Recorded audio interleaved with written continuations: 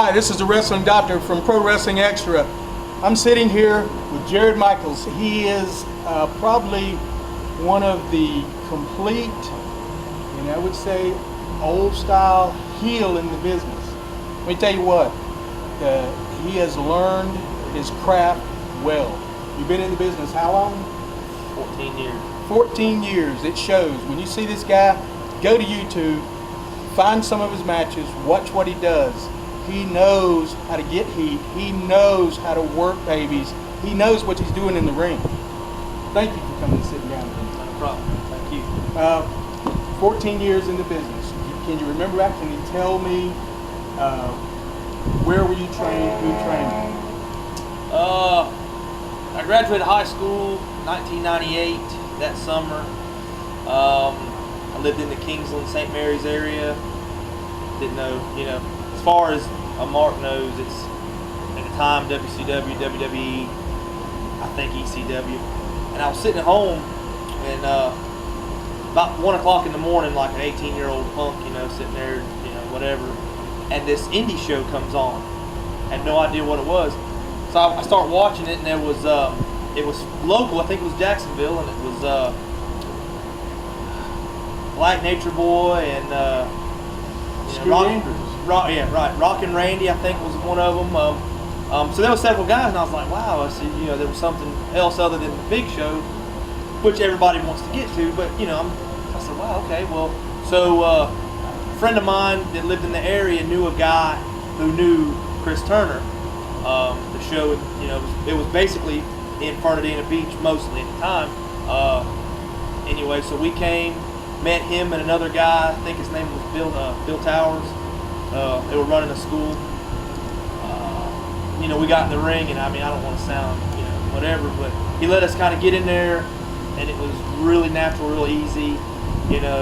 Not just flying around and falling and all that, but actually knowing what you know what I mean, like taking on, really fast. So, he agreed to let us, break us in, because at that time, the whole Attitude Era on wrestling, everybody didn't want to be a wrestler yet then. You know what I mean? Nowadays, it's like everybody that's, 5'4", 140 pounds. It doesn't matter. They all want to watch wrestling. They see funny stuff on the microphone. They want to be a wrestler. But at the time, we kind of, that was, I watched the NWA stuff from the 80s, like being a kid, and I remember thinking, how real that was. And even as a kid, I thought some of the other was sort of cartoonish. But so anyway, it was something I always kind of wanted to do, but it's one of those things, never going to happen. He let us come down. We started training. When we were ready, I think I came in late '98 to show in Fernandina. Guys didn't make it or whatever that was supposed to wrestle in the main event. I'd been training for a while, and they put us in, and we were over. I worked babyface, and kind of went from there, and we trained on, and I probably worked here, I don't know, a year or so, start with. So now you're with an organization called Southern States Championship Wrestling, right? SSCW. And it's doing well. If you guys can find this, their website is Southern States Championship Wrestling. Go to it, take a look. These guys are running angles just like he was just talking about. The old NWA angles is what they're doing. Take a look at them. You will be surprised, and you will love them, and you'll start watching that website a lot more. And you can also find them on YouTube, so be looking for that. And you talked about being a fan.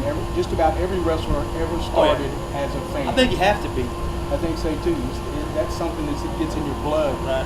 And I talked about this earlier with one of the other wrestlers, is what's in your blood becomes the sickness. I'm sure everybody knows the Roddy Piper book where he described that. I read it. The sickness. I got it at home, man. And as a 60-year-old retired wrestler, that's why I'm doing this, because I just cannot step away. You got to keep your fingers in there. Yeah. You've been there 14 years. Where do you see yourself in 5 more years? Well, I'm 32. I've had, I don't know, I think we tried counting one time. I've probably wrestled close to 800 matches. I don't know.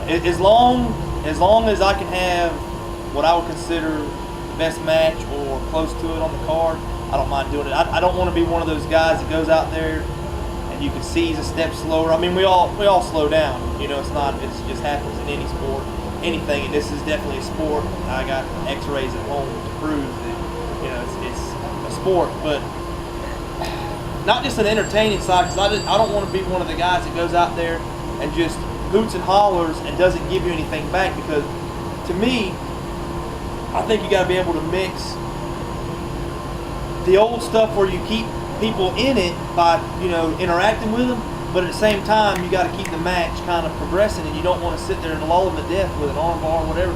So for me, I guess as long as I can do what I can do, you know, in the ring and look good at it and you know, have good matches, I don't know, probably still doing it. If not, I wouldn't want to embarrass myself or the business really, because I don't think people want to come. When you have to pay money to come watch something, I don't think you should take their money and not be able to give them, you know, a decent return on it. I don't, you know, I wouldn't want to embarrass myself. Well, you're absolutely right, and that's something that you have learned, and I know because I've talked to people that have told me that you trained them, that you pass on is this respect. And a lot of wrestlers have respect for older wrestlers, that have respect for wrestlers that are in the business right now, but a wrestler who gets it has respect for those fans, because they have to get what you're doing. You can do 20,000 high spots and think you're a star, but if the fans can't follow that story you're telling in the ring, you're not doing it right. And you sound like you get it. Yeah, I mean, you have to get it, and the guys I've trained, and it's been several, and they've been good, not just because of me, but because we've trained a lot of guys that were, you know, that just didn't have it, but guys like JT Taylor, he's at SSCW, Scotty Biggs, there's been several guys, those two really stand out, probably my best two students. I don't even want to call them students, they're equals to me now, but I mean, I helped break them in, but they get it. They know how to have a match. They know how to work. They know how to keep it going. And like I said, I think you have to have that. And a lot of our storylines, they're old school, but with a new twist. Because you're not going to just draw people that watched it in the 80s. A lot of people don't know Manny Fernandez. A lot of people don't know, you know, all these older people. So a lot of them come because they see guys on the stick on Monday nights that, you know, most of the show is, you know, talking, and they want to be entertained. So you got to kind of. You got to find a medium in there, you know what I mean? It's like, be entertaining, but be good at it, and just, I don't know, it's hard to explain. You just I think you either have it or you don't. You really do that. It comes from the heart, yeah, and it comes from practice.